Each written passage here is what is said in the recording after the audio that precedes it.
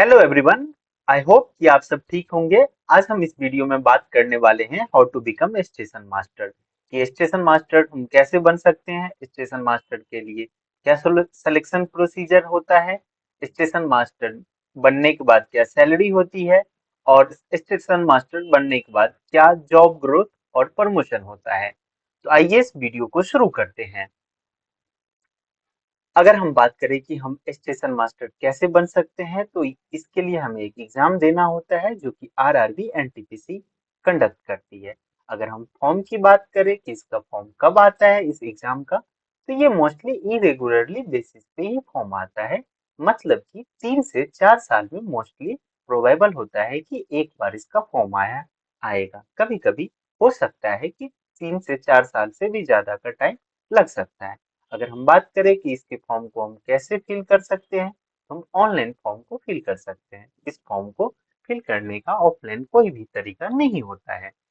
और अगर हम फी स्ट्रक्चर की बात करें, तो जनरल और ओबीसी के लिए 500 फी रहने वाली है, और SC, ST, PWD, female, ex serviceman etcetera के लिए 250 रुपीज फी रहने वाली है। लेकिन इसमें एक बात ये होती है कि जब हमारा सीबीटी 1 एग्जाम हो जाता है, जो कैंडिडेट सीबीटी 1 एग्जाम में अपियर होते हैं, उसमें जनरल और ओबीसी वालों के लिए 400 रुपीज रिफंड मिल जाता है। बाकी सब के लिए 250 रुपीज रिफंड मिल जाता है अगर वो सीबीटी 1 एग्जाम में अपियर होते हैं तो।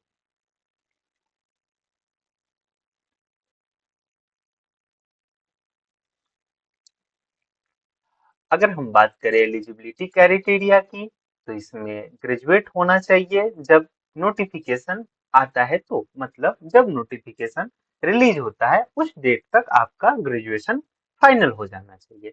अगर एज की बात करें तो 18 से 33 साल के बीच में आपका एज होना चाहिए।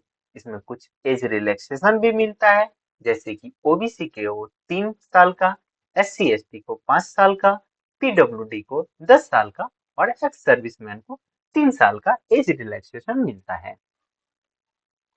अब अगर हम बात करें एग्जाम पैटर्न की, तो सबसे पहले होता है सीबीटी 2 एग्जाम। सीबीटी 2 एग्जाम में मैथ का 30 क्वेश्चन 30 मार्क का, रीजनिंग का 30 क्वेश्चन 30 मार्क का, और जीके जीएस का 40 क्वेश्चन 40 मार्क का। इस तरह हमारे पास 100 क्वेश्चन होता है 100 मार्क का, और इसे हमें 90 मिनट में करना होता है। इसमें कोई भी सेक्शनल टाइमिंग नहीं होती है, और न ही इसमें कोई सेक्शनल कट ऑफ होता है। क्योंकि ये एग्जाम मल्टीपल शिफ्ट में होने की संभावना होती है, क्योंकि अगर हम पिछले वर्षों की बात करें या पिछला जब कभी भी फॉर्म आया है, तो ये मल्टीपल शिफ्ट में एग्जाम हुआ है।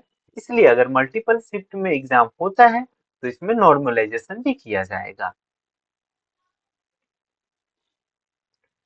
अगर आप सीबीटी 1 एग्जाम क्वालिफाई कर जाते हैं, तो आपको सीबीटी 2 एग्जाम के लिए बुलाया जाता है, जिसमें मैथ का 35 क्वेश्चन 35 मार्क्स का, रीजनिंग का 35 क्वेश्चन 35 मार्क्स, और जीके जीएस का 50 क्वेश्चन 50 मार्क का। सीबीटी 2 में हमारे पास 120 क्वेश्चन होता है 120 मार्क्स का। इसमें भी सेम हमें 90 मिनट ही मिलता है, और इसमें भी कोई सेक्शनल टाइमिंग नहीं होती है, और न ही इसमें कोई सेक्शनल कट ऑफ होता है। अगर हम बात करें नॉर्मलाइजेशन की, तो अगर मल्टीपल शिफ्ट में एग्जाम होता है, तो इसमें भी नॉर्मलाइजेशन किया जाता है। अगर मल्टीपल शिफ्ट में एग्जाम नहीं होती है, तो नॉर्मलाइजेशन नहीं होता है।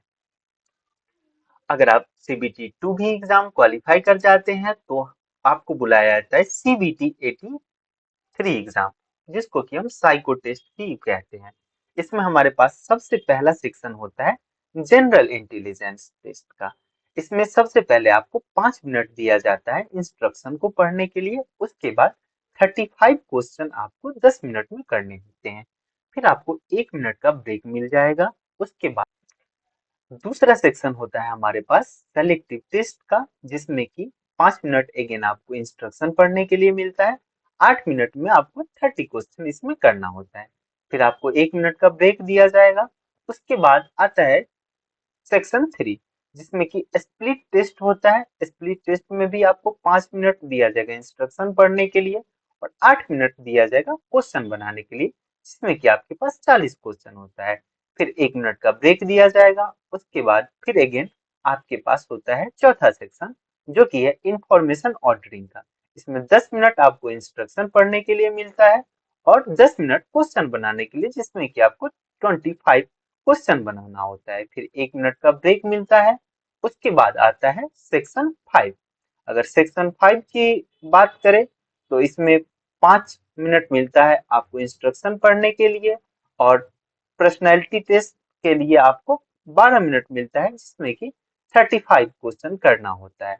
इस तरह ये एग्जाम कंडक्ट किया जाता है और लास्ट में, सबसे लास्ट में होता है फीडबैक के लिए 6 मिनट दिया जाता है। इसमें टोटल 88 मिनट होता है, जिसमें कि 165 क्वेश्चन करना होता है और 165 मार्क्स का ही ये एग्जाम भी होता है। जब साइको टेस्ट हो जाता है तो बात आती है मेरिट लिस्ट की। मेरिट लिस्ट की अगर बात किया जाए तो सीबीटी 1 एग्जाम सिर्फ क्वालिफाइंग होता है और सीबीटी 2 एग्जाम का 70% वेटेज और सीबीटी 3 जिसको कि साइको टेस्ट कहते हैं उसका 30% वेटेज, दोनों को ऐड करके मेरिट लिस्ट बनाया जाता है। अगर आप मेरिट लिस्ट में आते हैं तो आपको फिर बुलाया जाता है मेडिकल टेस्ट के लिए। अगर स्टेशन मास्टर की बात करें तो स्टेशन मास्टर के लिए जो मेडिकल टेस्ट होता है वो A2 लेवल का मेडिकल स्टैंडर्ड होना चाहिए। A2 लेवल स्टैंडर्ड की अगर हम बात करें तो इसमें फिजिकली फिट होना चाहिए और आंख में विजुअल स्टैंडर्ड अच्छा होना चाहिए। जो हमारे पास डिस्टेंस विजन है वो 6x6 और 6x6 का होना चाहिए विदाउट ग्लासेस और नियर विजन 0.6 0.6 विदाउट ग्लासेस होना चाहिए। उसके बाद pass test colour vision, blind colour vision etcetera, ये सारी चीजें देखी जाती है। अगर आप मेडिकली फिट पाए जाते हैं तो आपको डॉक्यूमेंट वेरिफिकेशन के लिए बुलाया जाएगा, जिसमें कि ID proof, certificate 10th 12th और ग्रेजुएशन का।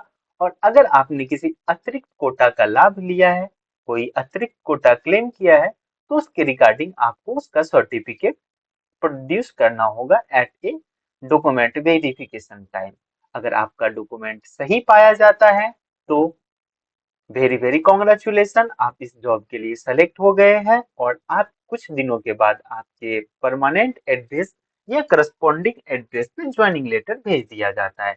फिर आपको ज्वाइनिंग लेटर लेके जिस डिवीजन से आपने फॉर्म भरा था उस डिवीजन के हेडक्वार्टर में जाके रिपोर्ट करना होता है। और जब आप डिवीजन में रिपोर्ट करते हैं तो आपको सबसे पहले ट्रेनिंग पे भेजा जाता है, कुछ महीनों की ट्रेनिंग होती है। उसके बाद आपको जॉब एलोकेट कर दिया जाता है। अगर इस जॉब में हम सैलरी की बात करें तो इनिशियल सैलरी जो होती है उसमें बेसिक पे 35,400, ग्रेड पे 4200, डीए 12,036 रुपया और टीए 2,016 रुपया, एचआरए 3186 रुपया। टोटल हमारे पास अप्रोक्स 56,000 के समथिंग सैलरी बन जाता है। ये सैलरी एक्स, वाई और जेड सिटी में अलग अलग हो सकता है। एक्स सिटी टायर 3 सिटी होता है जो कि गांव देहात या छोटा मोटा कस्बा होता है। वाई सिटी थोड़ा बड़ा इससे होता है जिसको टीयर 2 सिटी कहते हैं और जेड सिटी टीयर 1 सिटी होता है जिसमें सबसे ज्यादा सैलरी होता है। ये महानगर जैसे कि दिल्ली, कोलकाता, मुंबई, चेन्नई, ये सारे महानगर इसमें आते हैं। अगर हम स्टेशन मास्टर के प्रमोशन और कैरियर ग्रोथ की बात करें तो सबसे पहले आप बनते हैं station master, assistant station master. After promotion आप स्टेशन मास्टर बनते हैं।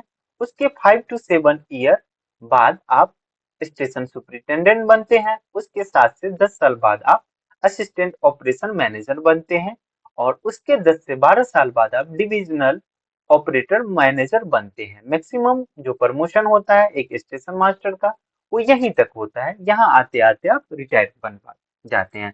अगर आपने बहुत ही यंग एज में इस जॉब को ज्वाइन किया है तो ही आप यहाँ तक पहुंच सकते हैं, नहीं तो मोस्टली असिस्टेंट ऑपरेशन मैनेजर तक ही रिटायर हो जाएंगे।